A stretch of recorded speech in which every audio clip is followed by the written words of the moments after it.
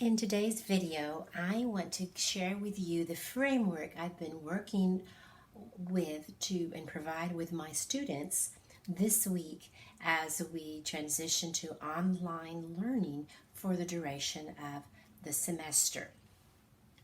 So I want you to think about your classes in three categories, three questions to ask yourself about every single one of your classes.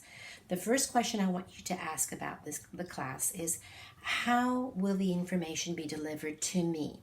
So this is the idea of, remember when you were on campus, you would go to a classroom and the professor would lecture, and that's how information got delivered to you. And there would be activities in the classroom. There could be maybe a quiz within the class, maybe some class discussion, maybe a demonstration. There'd be different activities within that class hour. Visuals, work on the board. The professor would write things on the board and explain things on the board to communicate for you to learn. Now, what is replacing all of that in classroom lecture, all of that delivery of knowledge to you? So it could be the professor is emailing you with attachments. It could be links to a book chapter or an article, or links to specific websites. It could be links to YouTube videos. Those things might be the same, but might be new. Another way that this information is being delivered to the students is through live lectures on Zoom or other platforms. So those live lectures are called synchronous, where you have to be online at a specific time, and that's when the professor is online and the student has to be online. So the professor will have that's called synchronous live lecture.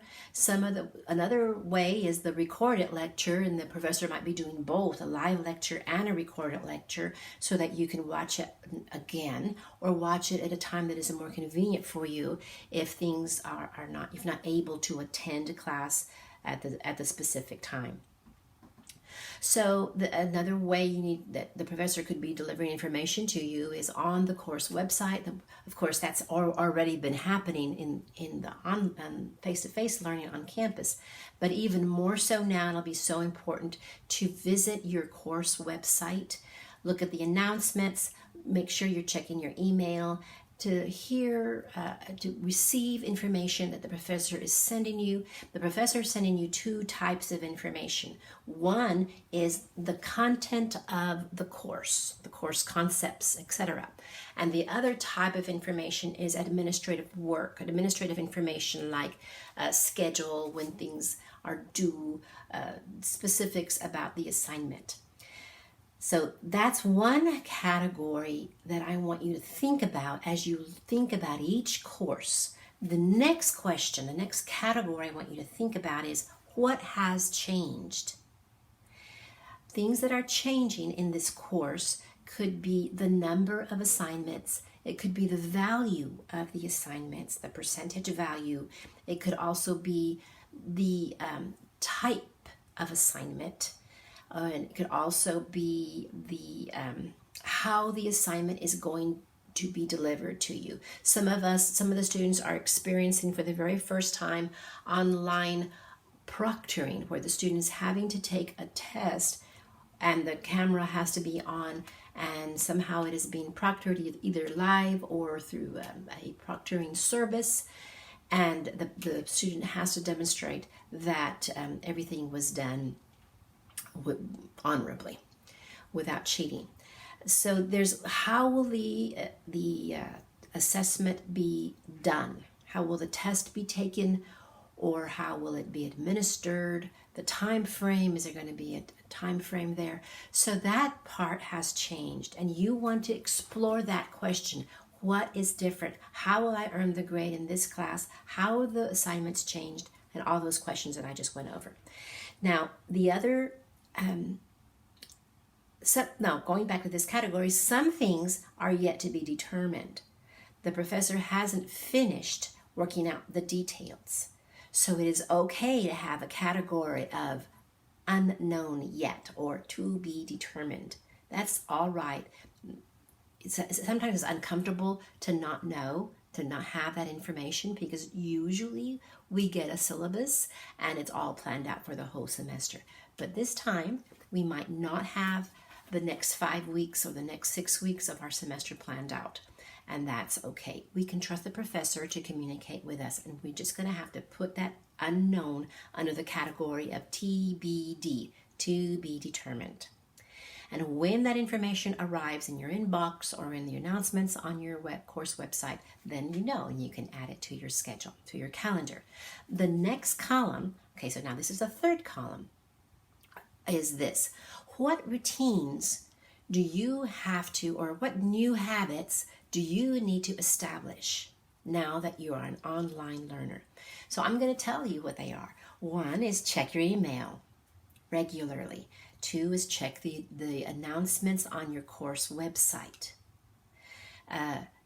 3 is you're going to have to put a reminder to attend live classes, the synchronous classes, the classes that actually are live and you have to sign in at a certain time. You're going to have to put a reminder on your phone.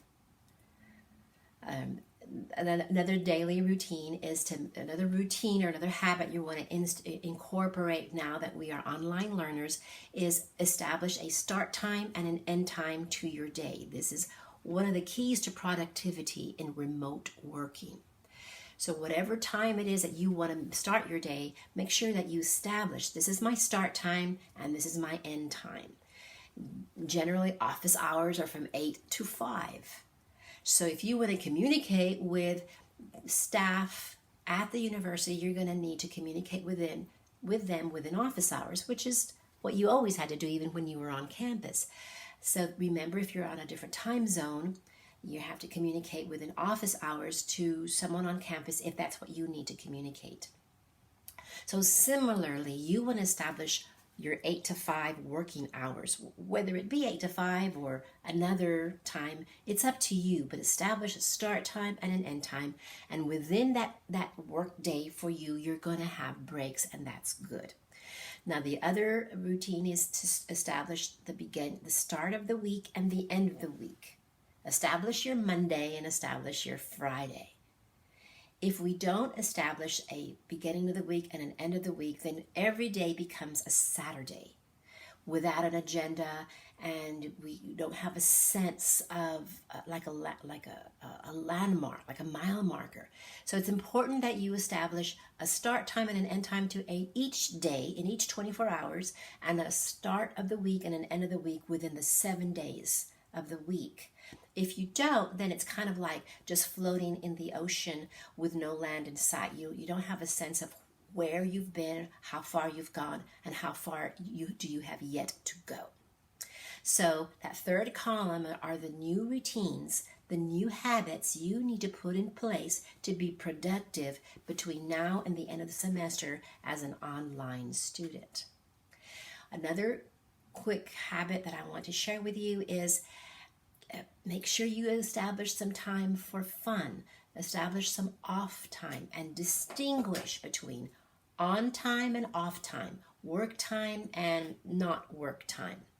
If it merges too much, then you won't be productive. So there needs to be a distinction between activities that I'm going to do that are under the category of relaxing or enjoying or fun or off time, and then activities that are specific to working on schoolwork. You need to remember that it's going to take time. Online learning takes time.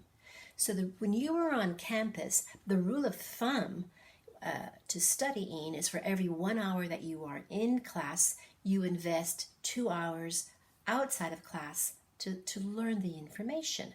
So if you're taking a 3-hour class in 1 week, you meet 3 times for about 3 hours, then that would mean that you spend, 2 times 3 is 6. You spend about 6 hours out of class studying, learning the information. Now, these are rules of thumb. So for a total of 9 hours, you invest 9 hours per 3-hour class. And those 9 hours include the hours that you are in class, in lecture. Now, those are rules of thumb. It could be more, it could be less, depending on the difficulty of the course and the material, as well as the week. Some weeks require more study, some weeks require less. But you need to make sure you have that much time in your online day.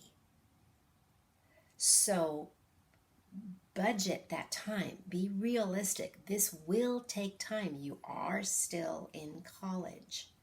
And it will take time to learn the abstract thoughts, to think at the analytical and application level that your professors are needing you to think at and are asking you to think at in order to learn the concepts and be assessed on these learning objectives. So, in summary, you want to think of your class in 3 different categories. How is the information being delivered to me? How is the professor communicating to me? That's 1. 2, what has changed regarding grades, due dates, assignments? 3, what are the habits and routines I need to establish to be productive between now and the end of the semester and finish strong? This is Ruth Bomar, your online academic coach.